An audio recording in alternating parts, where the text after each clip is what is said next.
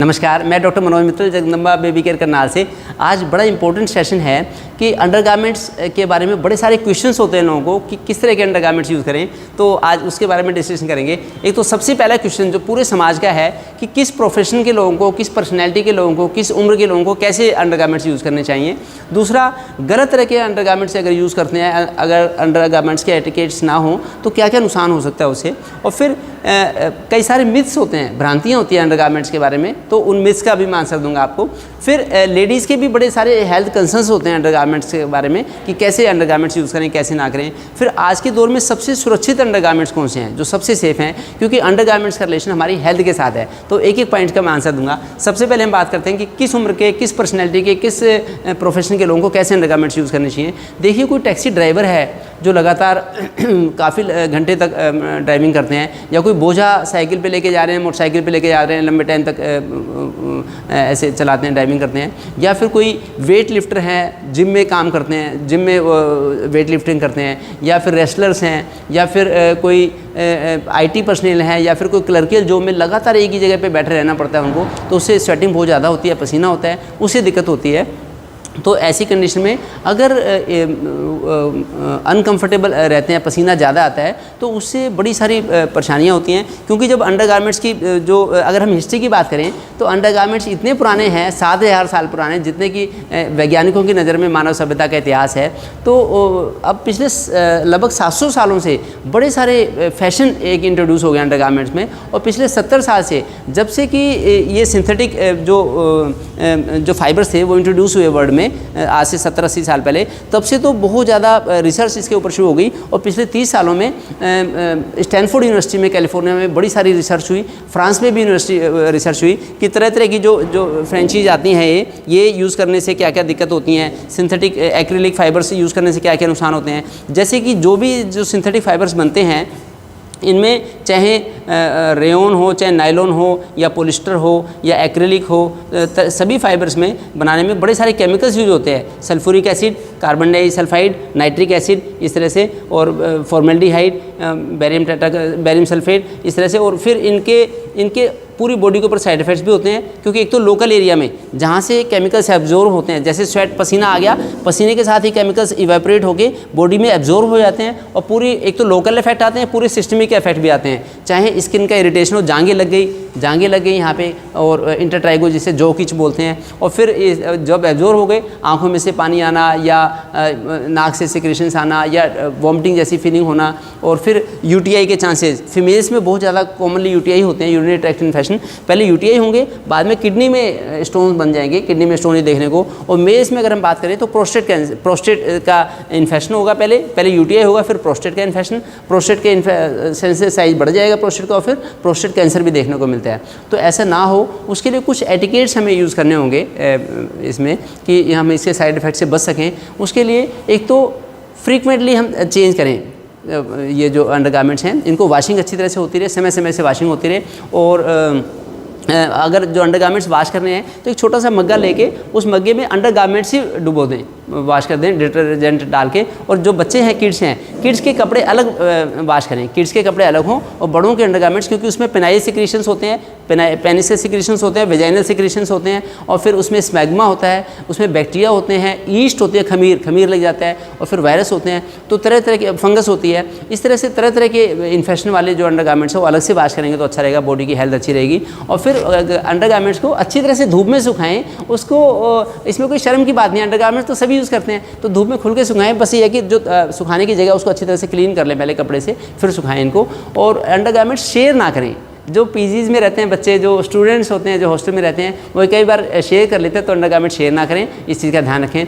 दूसरा, अंडरगारमेंट्स जब उसकी इलास्टिक वगैरह ख़राब हो जाए तो उसको बदल भी दें, तो चेंज भी कर दें, 8 महीने में, 6 महीने में, 10 महीने में, या बर्थडे पे तो ज़रूर उसको चेंज कर दें अंडरगारमेंट्स को, ये ध्यान रखें। और एक लोग क्वेश्चन पूछते हैं कितने अंडरगारमेंट्स रखें, तो ऐसा रिसर्च किया साइंटिस्ट ने कि पिछले 200 सालों में जितने अंडरगारमेंट्स यूज़ हुए हैं इतने आने वाले 10 सालों में यूज़ हो जाएंगे, इतने ही मानव जाति यूज़ कर लेगी, क्योंकि बहुत ज़्यादा स्टॉक बन रहा है, बड़ी तेज़ी से मैन्युफैक्चरिंग हो रही है। तो जितनी ज़रूरत है उतने ही रखें, बार बार नए लाते रहें। 6, 7, 8 अंडरगारमेंट्स काफ़ी होते हैं, तो ये ध्यान रखें। मैंने तो बड़े इंपॉर्टेंट नोट्स बनाए हैं इस चीज़ के लिए कि अंडरगारमेंट्स के हार्म से कैसे बच सकते हैं। तो हमें अंडरगारमेंट्स जो यूज़ करने हैं वो कंफर्ट के लिए यूज़ करने हैं, हमें कॉस्मेटिक पर्पज़ के लिए यूज़ नहीं करने। जितना हम कंफर्ट के लिए रहेंगे, जो हमारे शरीर के लिए अच्छे हैं वो यूज़ करेंगे तो अच्छा रहेगा, और गंदे अंडरगारमेंट्स यूज़ ना करें, इस चीज़ का ध्यान रखें।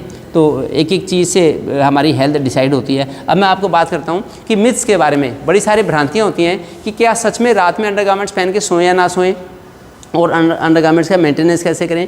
तो रात में लूज़ अंडरगारमेंट्स पहन के सो सकते हैं, ऐसा ना करें कि बिल्कुल ना ही पहने, क्योंकि बेडशीट जो है वो भी गंदी होती है, डेली वॉश तो नहीं होती। इसलिए अंडरगारमेंट्स एक हमें प्रोटेक्शन देते हैं, इन्फेक्शन से बचाते हैं। जो वजाइना वल्वा है, वल्वा बड़ा सेंसिटिव ऑर्गन होता है बॉडी का, बैक्टीरिया बड़ी जल्दी से यहाँ से अंडर ट्रैवल कर जाते हैं और वो नुकसान पहुँचा सकते हैं। इसलिए रात को भी लूज़ कॉटन के अंडरगारमेंट, जैसे कॉटन के शॉर्ट्स होते हैं, वो यूज़ कर सकते हैं, ऐसा कर लें। फिर है कि लेडीज़ को किस तरह के अंडरगारमेंट्स यूज़ करने चाहिए। लेडीज़ की जो डिफरेंट स्टेज होती हैं, जैसे छोटी बच्चियां हैं, इनको यूटीआई के चांस बहुत ज़्यादा होते हैं, तो उसमें सफाई का ध्यान रखना है और फ्रिक्वेंटली चेंज भी करते रहें। अगर किसी दिन बाई चांस ना नहाएं, कोई सर्दी की वजह से या कोई ट्रैवलिंग की है, तो उस दिन भी अंडरगारमेंट जरूर चेंज कर दें, ये ध्यान रखना है। फिर जो थोड़ी बड़ी बच्चियाँ होती हैं, टीनेज की गर्ल्स होती हैं, टीनेजर्स होती हैं गर्ल्स, वो कई बार शाई उनकी नेचर होती है, और वो अगर यूटीआई है तो उसके लिए बता भी नहीं पाती, और जब दिक्कत बढ़ जाती है तब पता लगता है कि किडनी में स्टोन हो गया।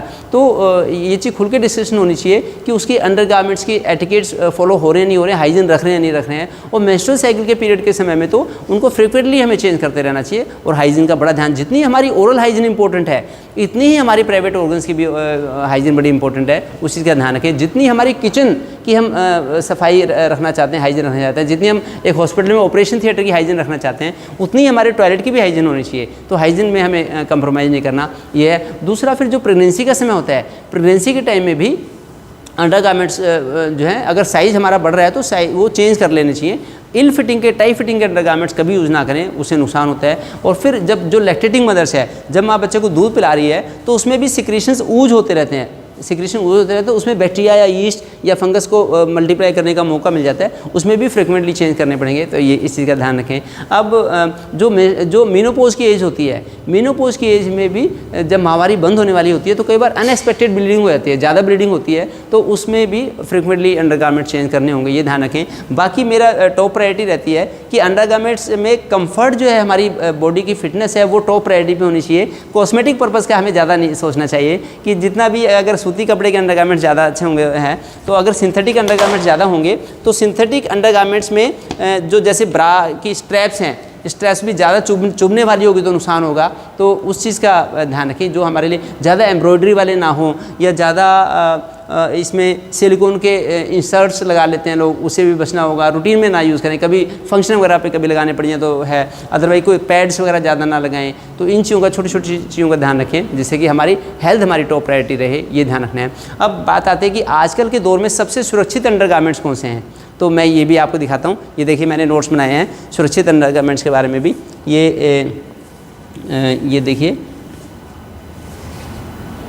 तो ये सुरक्षित की अगर हम बात करेंगे, तो मेरा जो पर्सनल अंडरगारमेंट है, ये देखिए मेरा ये कॉटन का अंडरगारमेंट है, और ये है, और फिर ये लंगोटा कॉटन का। जिस कपड़े की ये बनी होती हैं, ये मलमल का कपड़ा है, जैसे बैंडेज बनी होती है, उसी कपड़े का लंगोट, ये इसमें बड़ा ही अच्छा वेंटिलेशन रहता है, इसका हम यूज़ कर सकते हैं। और जो खासकर वेट लिफ्टर्स हैं, तो उनको तो बहुत ही ज़रा, जिससे कि जो टेस्टिकल्स हैं जो हमारे स्पर्म्स हैं, जो टेस्टिस में स्पर्म्स बनते हैं, कीमती स्पर्म्स बनते हैं हमारे टेस्टिकल्स में, तो उसका टेम्परेचर ज़्यादा नहीं होना चाहिए। अगर स्पर्म्स का टेम्परेचर ज़्यादा होगा, ज़्यादा टाइट फिटिंग के हम कपड़े पहनेंगे, फ्रेंचीज़, एक तो बॉक्सर्स होते हैं, ये बॉक्सर्स हो गए, ये लंबे वाले, और ये फ्रेंचीज हो गई, इनमें बड़ा ज़्यादा हाई प्रेशर रहता है, हमेशा हाई टेम्परेचर रहता है बॉडी का। और अगर ये कॉटन के कपड़े होंगे, ये सेफ़ हैं, इनमें टेम्परेचर ठीक रहता है फिर भी। इसी तरह से बनियान है, तो बनियान ये मेरी 20 ग्राम की बनियान है, मुझसे इसे कमरी समीज़ कहते हैं हरियाणा में इसे।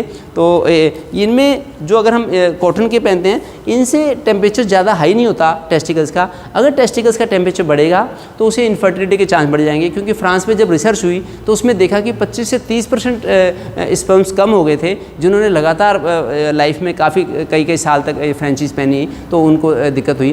तो इसलिए टेम्परेचर ज़्यादा हाई ना हो, इसके लिए वेंटिलेशन वाले अंडरगारमेंट्स हम यूज़ करेंगे तो सेफ़ रहेंगे और हमारी हेल्थ अच्छी रहेगी। हम जितना भी जो फर्टाइल पीरियड है हमारा, वही ज़्यादा इम्यूनिटी वाला पीरियड होता है बॉडी का।